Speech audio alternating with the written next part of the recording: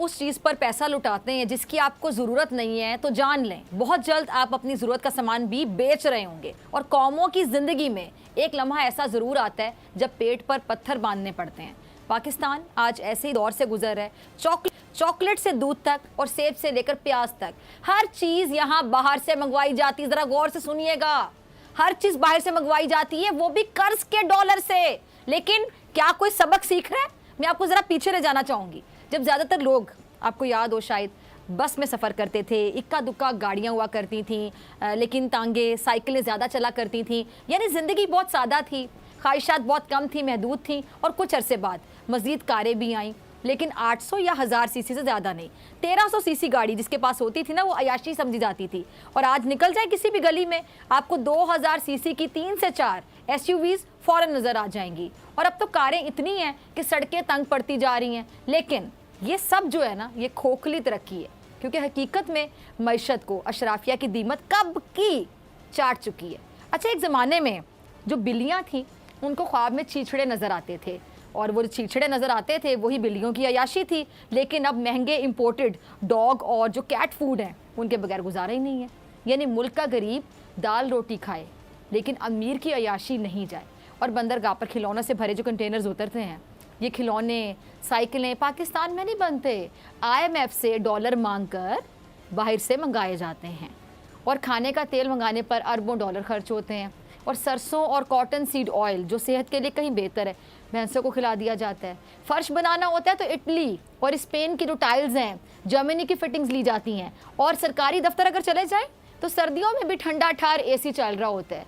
हम दिन भर सोते हैं और रात भर बाज़ारों में, होटलों में, पार्टियों में महंगी बिजली चलाते हैं, लेकिन यानी मुल्क को कहने के तबाही के दहाने पे पहुंचा आते हैं। अब सवाल ये है कि जो मौजूदा मुआशी ज़ल्ज़ले से हमने कोई सबक भी सीखा है या नहीं? चलें, अभी नहीं सीखा तो आगे हम सीखना चाहते हैं, नहीं सीखना चाहते हैं। इस हवाले से बात करने के मेरे साथ मौजूद हैं खुरम साहब। खुरम शहजाद साहब, बहुत शुक्रिया आपके वक्त का ज्वाइन करने के लिए। खुरम साहब, हम वक्ती तौर पे बड़ी बातें करते हैं, रुकते भी हैं, लेकिन फिर हम थोड़ी देर के बाद जो हमारी पुरानी रविश है, पुराने तौर तरीके हैं, उस पर चल पड़ते हैं। कसूर किसका है? अवाम का है या जो अवाम के ऊपर बैठे हैं हुक्मरान उनका है? और बहुत शुक्रिया मुझे लेने के लिए प्रोग्राम में।